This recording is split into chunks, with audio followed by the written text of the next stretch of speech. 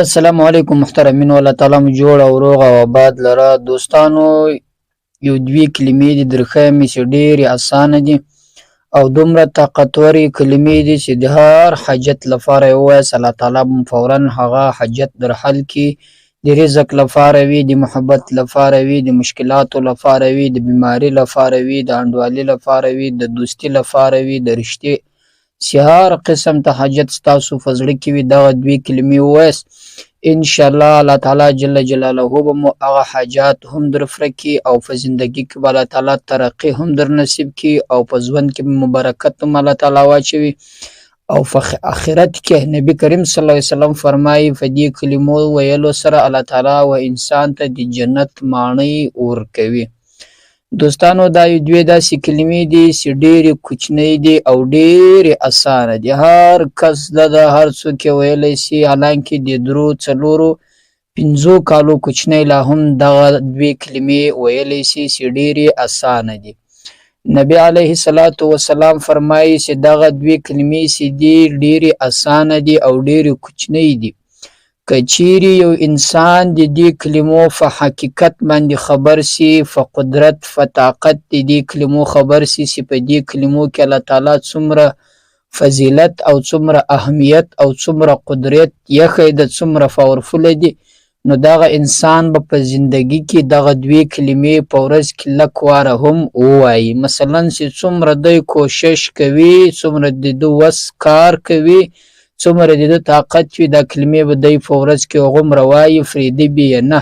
هغه انسان که چیرې د دې کلمو په قدر باندې خبر سي. دوستانو، د دې کلمو په قدر که موږ او تاسو چیرې خبر سو، نو دا کلمې به موږ تاسو روزانه په لکاو وارې وایو، ځکه چې ډېرې اسانه دي، کوچنۍ دي، هر څوک یې ویلی شي. بل ډېر له قدرت او له طاقت څخه ډکې کلمې دي چې د هر قسم مشکل، حاجت، روا حاجت لپاره یې ووایاست، الله تعالی د دغو کلمو په برکت سره ستاسو حاجت پوره کوي. ځکه چې نبی علیه الصلاة والسلام هم فرمایي چې کلمتان خفیفتان علی اللسان ثقیلتان فی المیزان. نبی علیه الصلاة والسلام فرمایي چې دوې کلمې دي ډېرې سپکې دي پر ژبه باندې. مثلا سپکې دا رقم دي چې هر څوک یې ویلی شي، هر کس ته اسانه دي، هر څوک یې یادولی شي، خو ډېرې درنې دي. ثقیلتان فی المیزان، د میزان په ورځ، د آخرت په ورځ ډېرې درنې دي چې یو انسان یې وایي عمل ورباندې کوي، بلکې په دې دنیا کې هم تاثیر کوي، عمل کوي، هم درنې دي. په آخرت کې خو بیا بیخي درنې دي که چیرې یو انسان د دغو دوو کلمو له حقیقت څخه خبر سي. نبی علیه الصلاة والسلام فرمایي چې کله زه جبرائیل علیه الصلاة والسلام و جنتو ته بوتلم، پر جنتو یې وګرځوم، نو ما وکتل چې په جنت کې ملایکې لګیا وې، د جنت ماڼۍ او بنګلې یې جوړولې. ما له جبرائیل علیه الصلاة والسلام څخه پوښتنه وکړه چې جبرائیله دا څوک دی، څه کار کوي؟ ده راته وویل چې دا د جنت بنګلې جوړوي د تا د امت لپاره. ما پوښتنه ځینې وکړه چې دا څنګه بنګلې جوړوي، یو وار ولاړ دي، بیا کار وکړي، بیا ودرېږي. ده راته ویلې ستا هغه امتیان چې هغه کلمې وایي، یو داسې کلمې دي چې هغه ډېرې اسانه دي پر ژبه باندې، لیکن په آخرت کې ډېرې درنې دي.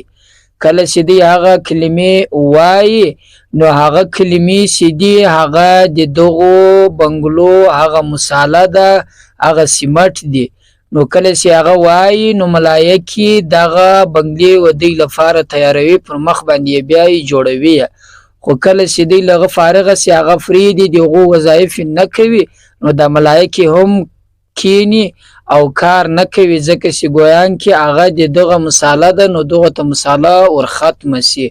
نو هغه کلمې چې دوی وایي، دلته ملایکې هم لګیا دي د ستا د امت لپاره داسې ماڼۍ او بنګلې جوړوي.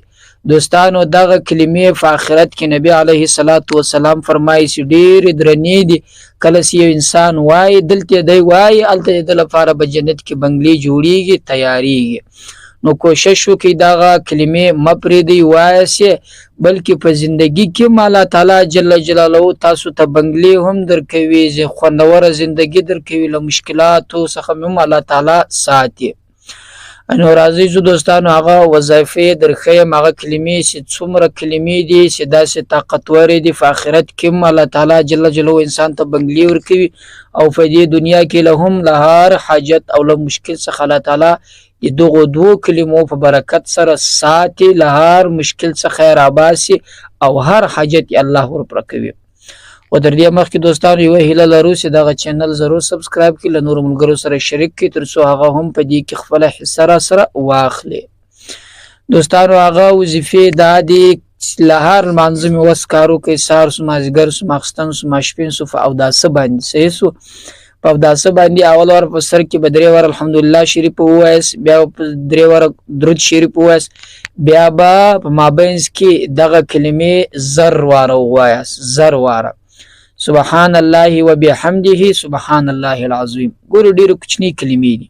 کله چې مې 3 واره الحمدلله وویله، 3 واره مې درود شریف وویل، هغه وروسته دغه کلمې سبحان الله وبحمده سبحان الله العظیم دغه به 1000 واره ووایاست. په پای کې به بیا 3 واره الحمدلله، 3 واره درود شریف، وروسته به دعا وکړئ. که پر هغه ځای لمانځه ناست واست لاس پورته کړئ الله تعالی ته، که په بل ځای کې واست یا روان واست یا په مجلس باندې اخته واست، ګپه وه، په هغه بانډار کې ناست واست، نو بیا په زړه کې الله تعالی ته دعا وکړئ چې د هر حاجت په باب باندې دعا وه، الله تعالی به هغه حاجت در حل کړي. دغه وظیفه کوئ دوستانو ډیره ډیره په ورځ کې چې مثلا هر وخت تاسو فارغ اساس لمانځه وروسته په اوداسه سره وکړئ او 1000 واره ضرور ووایاست، تر 1000 واره کم مه وایاست. الله تعالی جل جلاله په آخرت کې هم د آخرت ماڼۍ بنګلې درکړي چې د سرو زرو دي، او په دې دنیا کې هم الله تعالی جل جلاله بنګلې درکوي، پیسې درکوي، او زندگی الله تعالی در خوندوره کوي، له مشکلاتو څخه مو ساتي. دوستانو خدای دې وکړي چې دا وظیفه مو خوښه سوې او تاسو عمل ور باندې وکړئ، موږ ته هم دعاوې کوئ. پر الله تعالی مو سپارو. السلام علیکم ورحمت الله.